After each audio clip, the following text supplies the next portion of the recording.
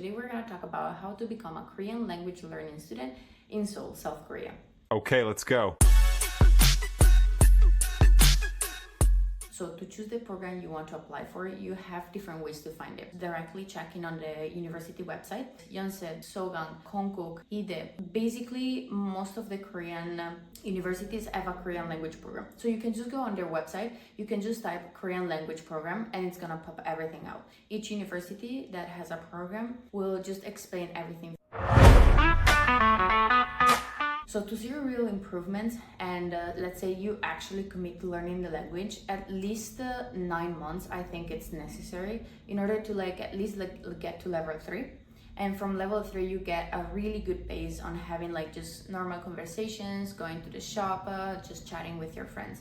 From level 4, it gets a little bit more deeper and it gets more into specific vocabulary as well and more difficult grammar. If you just want to have basic skills for carrying out conversations and just talk to friends, I would say until level 3. If you want to actually become proficient in Korean, at least level 5. If you commit to learn the language, you have to study every day, and it's important that you put in the effort every day. Every day you're gonna study new grammar and new vocab, and you have to implement it by going on. If you don't understand a certain grammar, you're kind of left behind. If you really have your mindset onto it, 9 months and you get really good basis, the more you go on, the more difficult it gets, because vocabulary of course gets more difficult and difficult. And if you don't have the good basis, and it's gonna get harder for you to implement everything. So make sure that you have good basis and you build on good basis. So if that means repeating level 2, repeat level 2. Because if you go on and you barely made it to level 3, it's going to be more difficult for you to actually learn and implement grammar from the level 3, because you're going to still trying to understand grammar for level 2. So that's really important. In the case you fall behind, there's nothing wrong within it, because as I mentioned, it's better to have really good foundations where you can build on your house rather than just having floppy foundation that everything is going to collapse. So if you have to repeat level 1, 2, or 3, that's honestly, don't feel bad about it, because it's a new language. It's something that you have never done, and it's way more different than other languages we are used to study. Don't think there's something wrong within you. Don't think you're falling behind. Don't think you're not smart enough or you're not good enough, because that's not true. You just need a little bit more time to get accustomed to the language, to get used to it, and maybe implement it a little bit more. Maybe the problem was that you didn't really speak that much. So try to get over that little fear of speaking and talking, and implement what you learn on a daily basis. So most of the time, it is the case that the teachers are gonna directly let you know, hey, you're not gonna pass this level, and you know that you're gonna have to take it again. That's fine. The university will do everything for you. You can ask to change your teachers if you didn't like them and change class, or you can stay with the same ones. It really depends on you. But as I mentioned, don't think that you're not good enough, because it's just about practice, okay? It's just about practice and implementation of what you learn. It is better to stay in Seoul because they have the most clean accent. It's a big city and there's lots to do. Exchange language program, sports activities, and you can also easily meet people. Another thing in Seoul, I would say there's more foreigners. So in the first few weeks, you feel like you're left out, you're not part of the society, you feel isolated, you feel lonely. Being around foreigners does help. Of course, if it becomes a habit, you're gonna speak more English or other languages rather than Korean. So be aware of that. But I would say that Seoul offered the most opportunities. Also, as a language learning programs, the best learning programs are in Seoul. So I would recommend to go in Seoul. So if you're planning on studying just one semester because you're just interested in see how it is Korea and how is the language and everything, you don't need to apply for a visa. You can just get a tourist visa, because the language programs are just of 10 weeks and the tourist visa is for 90 days, so 3 months. Whereas if you're planning on study for 6 months, 9 months, or 1 year, you have to apply for the D4 visa. All the information that you need for the D4 visa are in the bio. So if you want to start your language program but you haven't got your D4 visa yet, that is not a problem, because you can get into the country with your tourist visa. So you can apply for a tourist visa, get a tourist visa, and enter into the country, start studying. And in the meantime, you can go to the embassy and you can just explain the situation, and they're gonna get ready for you a D4 visa in the meantime. They will let you know everything, how it works, what documentation they need, and they will get it ready for you.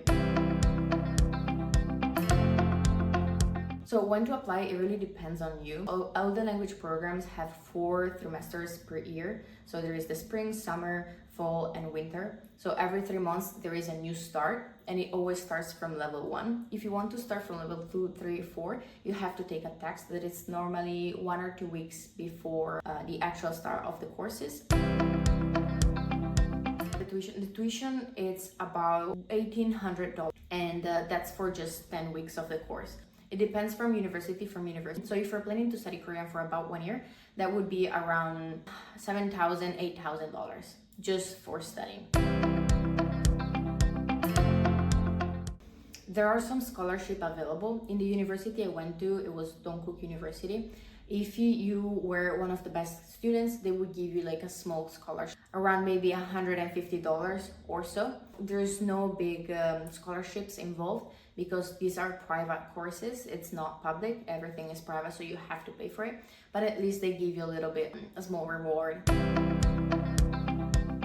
Yes, you can apply without speaking Korean at all. That's not a problem. You're gonna start the first semester and you're gonna start from like the basics. So they will teach you how to read the vowels, how to read the words, and just like the small things that you start from.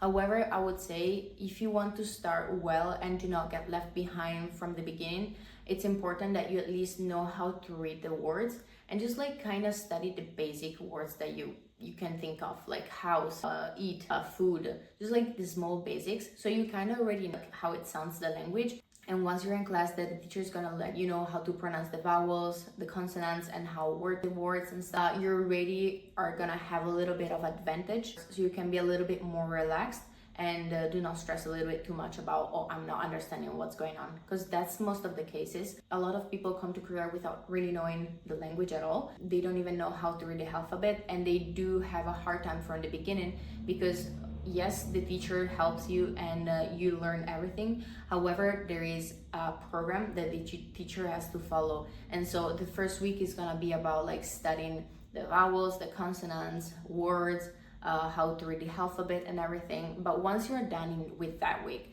from the next week it's gonna be like studying grammar, studying new vocabulary. So you have to get that basis really well, unless you don't want to be left behind. No, you don't need any topic score to apply for the programs.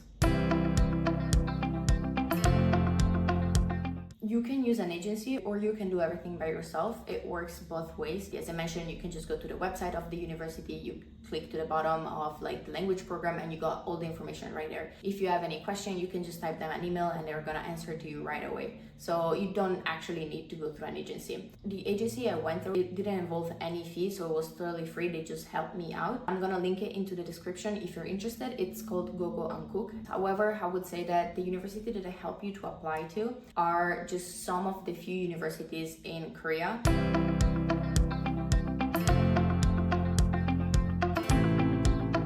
So let's break it down. Housing, it costs around $400 per month. For food and stuff, I would say it averages around $300, $350. You're gonna end up eating most of the time out. Finding grocery stores is not complicated. There's e-marts and stuff everywhere, of course, but I would say they're expensive as well. And it feels cheaper to go eat out rather than actually buy the groceries, bring them home, and cook every time you need. So I would recommend, honestly, find just some cheap restaurants that are around your area. You can find meals for like $3. It is wild. It makes no sense. It's crazy, but it is really the case. Like I had times where I was having like 2 meals a day and I was spending not even $10. And then from last year, they actually created for the transportation a climate card. So you pay about $50 per month and you have access to the trains in the city, the subway, the buses, and also the bicycles.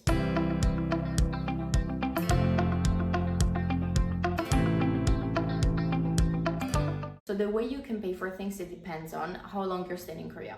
Because if you're staying just for 1 semester, so for those 10 weeks, you probably have to pay everything with your credit card or get cash and pay with cash. However, if you stay for 6 months or more, The university actually allows you to open a bank account in Korea where you can just transfer your money, and they give you a Korean credit card that you can use to pay everywhere. So you don't have to pay for the fees every time, you don't have to get cash every time, and it's so much more easy and so much more comfortable. Also, because it happens sometimes that your credit card might not work and they might just only accept Korean credit cards. In the first few days, I would also say it's important to bring around with you some cash. Not a huge amount it is, but just about 50,000, so you already know that like if something happens, you're covered and you don't have any problem with it.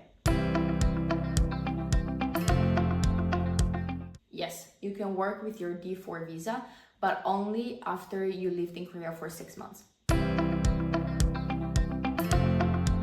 So if you have your bank account in Korea and you're planning on transferring money, the way I would suggest you to do it is to use Wise. I have the link down in the description. That's what I use all the time. The percentage fees are really low. For like sending $2,000, you pay $10, and it's really quick as well. Like you can do the transfer and it transferred within 2 seconds. Like it's really quick. In Korea, it worked perfectly for me and I was able to use it whenever I needed.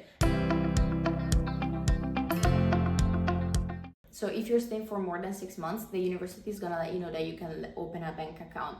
You can choose if to do it or not, it's up to you.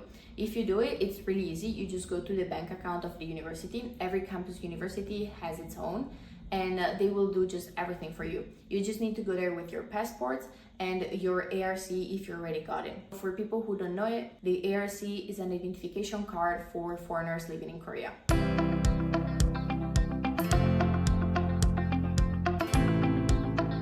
Normally, the students end up living in apartments that you share with other students, maybe workers, maybe tourists, depending on where you find them.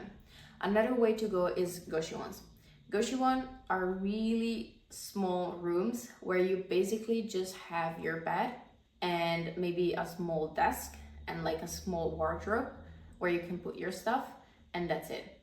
Some of the goshwons have a bathroom in it as well. However, it's like a really small bathroom. Some others do not have the bathroom in the room, but they have it outside, so it's a shared bathroom as well. And these are basically just the 2 options that you have.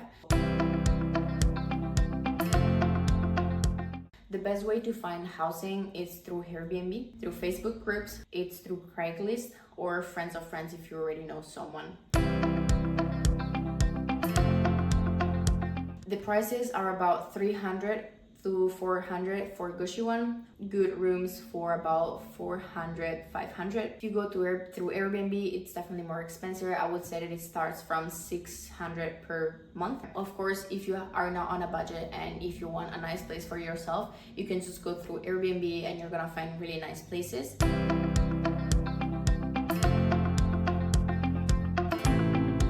I would recommend honestly for a student to get at least 1 room in a house or in an apartment, not go to goshwons because they're really small, they're really tight, and it feels like at some point you really don't have any space. Also for a student who wants to have like at least a feeling of being at home or like its own space, to have an actual room where you can also like put on your pictures on the paper wall or your clothes, and it feels more like home for you.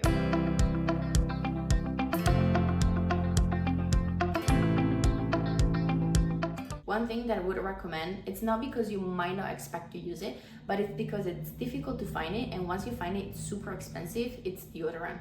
Koreans don't use deodorant. So every time that I went there, I used to bring deodorants with me, like a couple, and also pads or tampons, because they have Tampax and they do have some personal care stuff for women as well. However, they're not as good quality as I'm used to. Korean fashion is actually how you see it online. Do not worry about fitting in because there's so many different styles. It's so various that everything works.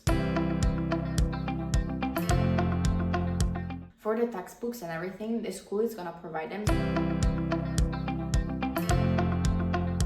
The apps that you might need are Papago. This is to translate your language to Korean and vice versa. It's really easy to use. The second one is Naver Map.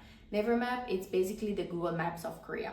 In Korea, Google Maps works, but doesn't really, and it's not as updated as Naver Maps. Naver Maps, it's really easy to use. It has all the information regarding the timing of the subway and the buses. You can just find the cafes, restaurants where to eat. It gives you all the menus. It gives you the pricing. You can really find everything on Naver. I love Naver. I think it's like one of my favorite apps. There is also another option. It's Kakao Map. Not my favorite, but some Koreans use it as well. And then there is Kakao Taxi. Kakao Taxi, it's the cheapest way to get a taxi in Korea. You don't need to have a Korean bank account. There is the option where you can just pay to the driver, and you can pay through your credit card or through your T-Money card. Both work.